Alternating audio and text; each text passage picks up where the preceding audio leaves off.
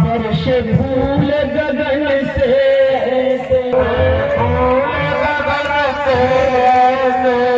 भागत भागत जाना था गंगा पार प्रभु केवट की नाव चढ़े गंगा पार प्रभु को केवट के नाव चढ़े। इसलिए उन्हीं का आशीर्वाद है निषाद राज का इन परिवार पे आज भी।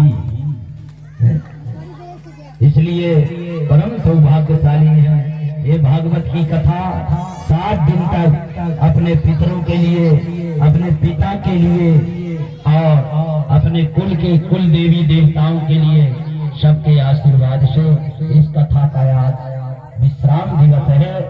राजा परीक्षित को तक्षक जब उनके पुत्र जन्मेजय ने किया, भगवान ने अपने कुल को श्राप दिला करके स्वयं श्रापित होके बहेलिया के द्वारा बाण प्रभु के चरण में लगा और दिव्य उद्धव को उपदेश देते भगवान बहेलिया को विमान में बैठा के अपने धाम भेज दिए। प्रभु दयालु है और स्वयं द्वारिकाधीश दिव्य भागवत जी में समाहित हो गए। राजा परीक्षित को दसने के लिए जब तक्षक चला, सुखदेव जी महामुनि को पूजा करके आशीर्वाद लेकर के और उनके चरणों में प्रणाम करके परीक्षित जी ने कहा, महाराज अब मैं मृत्यु से मुझे भय नहीं है। क्यों? आपने भागवत कथा सुना के मुझे भगवान श्री हरि के दर्शन करा दिए हैं। अब मैं सिद्ध हो गया हूँ, सिद्धोस्मि अनुग्रहित हो गया हूँ। अब तक्षक मेरा कुछ नहीं बिगाड़ सकता। तक्षक चला, कश्यप ऋषि ने सारे विष का तर्पण कर दिए, बट वृक्ष को लकड़हारा सहित चढ़ा था।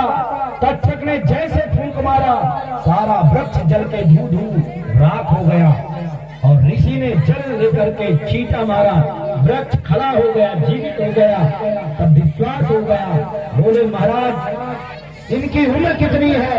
आप त्रिकालदर्शी हैं, देखिए। ध्यान लगा करके जब कश्यप ऋषि ने देखा महाराज परीक्षित की आयु अब नहीं है, इसलिए होनी को जो ऋषि देव वाणी है उसे सत्य रहने दो, महाराज आप जाओ।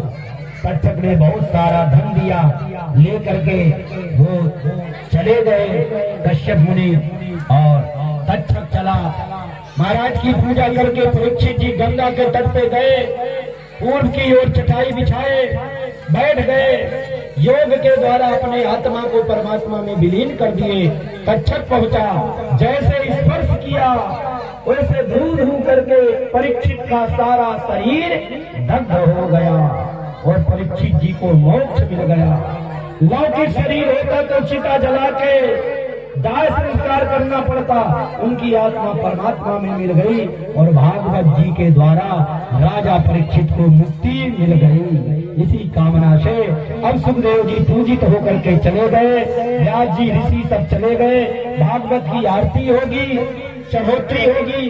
7 दिन तक जो कथा सुने हैं सब आरती करके भागवत जी के ऊपर जो भी पत्रम पुष्प हो, व्यास जी की विदाई सुखदेव जी की होगी, आरती होगी, फिर हवन होगा और कल भंडारा है इस यज्ञ का।